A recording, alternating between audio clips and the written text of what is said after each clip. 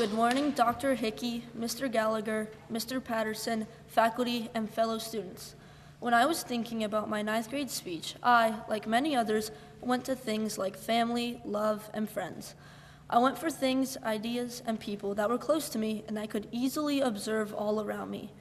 Yet I realized that everybody had those, that they were easily found near everyone, and that everyone already knew they were important. I knew I wanted to talk about something that I valued, while also something that some people might not ever think about. When I was talking to my parents about it, they started reminiscing about my first day at Upland and my shadow day. This reminded me that when I went to have a shadow day in 8th grade, a characteristic was definitely on my mind. It was something important to me, a trait that may not have been in my life as much before, but was something that I wanted to make sure was a part of who I was in the future. When I started at Upland, I knew I had to be respectful towards everyone and treat them the way I wanted to be treated. I knew I couldn't just say whatever I wanted, whenever I wanted to. I had to stay calm, collected, and disciplined. Self-discipline is defined as the ability to control one's feelings and overcome one's weaknesses, but it is so much more. It's the ability to balance your time and manage it so that you can become successful in life. There are many ways to do this. And one way you can do it is by being self-disciplined in the classroom. Instead of interrupting someone in the middle of a harkness, you can wait for them to stop talking and then state your point. Another part of being self-disciplined is doing the right thing even if you don't want to. Sometimes when one of my siblings needs help with something, I will complain about it and not want to do it. After complaining, I will go and help them anyway, even if they are annoying and I don't want to do it. I do it because I know that at the end of the day, helping them is the right thing to do, and it helps me become a better person and more disciplined.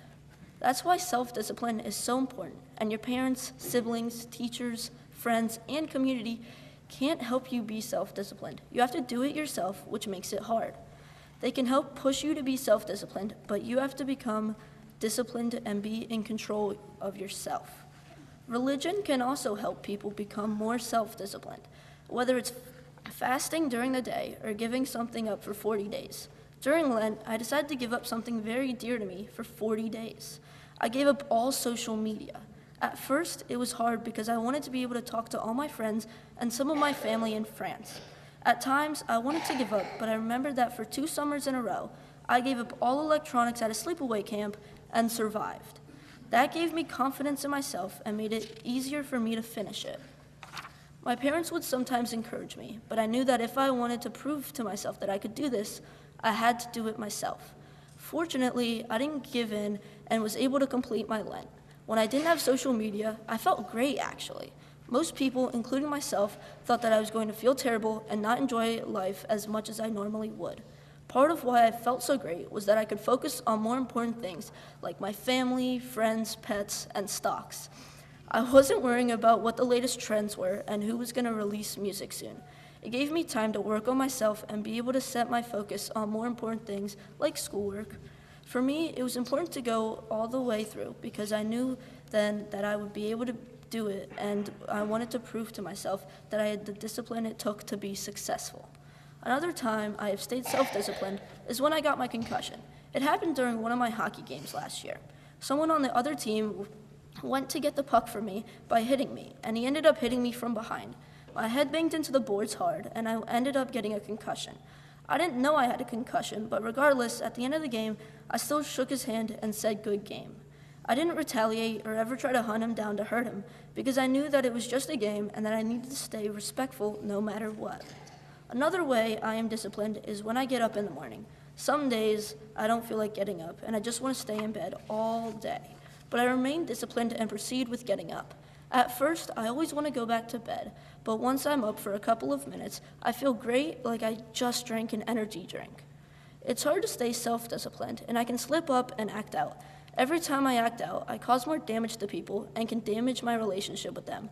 Not being disciplined can cause more harm than good, which helps me strive to be more disciplined. Having the right friends who are supportive and get that it's hard to stay disciplined makes it a little bit easier to stay disciplined. Good friends help support you when you start slipping up. They help you regain your focus and can make it easier for you to get back on track. Back in 2nd grade, I wasn't self-disciplined and ended up goofing off in class. While I was goofing off and messing around, I didn't realize that I missed an important announcement from the teacher. She was saying that my friend got the highest score on the test, and if she wanted to collect her prize, she had to get it at that moment. Due to my monkey business, my friend missed her opportunity to collect her prize. Of course, she was mad about it, and it caused a big strain on our relationship. I didn't see how much of a big deal it was to her and thought that she was overreacting. I later realized my mistakes and pushed my ego out of the way to go and apologize to her. We made up, and she helped me become more disciplined and not act out. Another way you can be self-disciplined is by controlling your emotions. It's making sure you don't get angry and lash out, or that you aren't laughing when you should be listening, or making sure you don't just randomly break down and start crying. No matter what, you still need to let your emotions out, but you should let them out at appropriate times. Back in October, when my grandpa died, the varsity teams had a trip to Vermont that I knew I wanted to go to. When I got the news that he died that morning, I cried and cried until we got to the rink, which was 7 hours away from here. As soon as I stepped foot into that rink, I took a deep breath and controlled most of my emotions so that I could be there for my teammates and not affect them. I'm not saying you have to completely turn off how you feel and push it down, but I am saying that sometimes you have to let your emotions loose in front of the people who care about you so you can be calm and collected for the people you care about when they need it the most. There is a popular Chinese proverb that states a journey of 1,000 miles must begin with a single step. This reminds me that even if I have to go up 5 or 10 sets of stairs, that the first step is always the hardest, and once I find my inner self-discipline and get on that first step, the rest of the steps are a piece of cake. Thank you.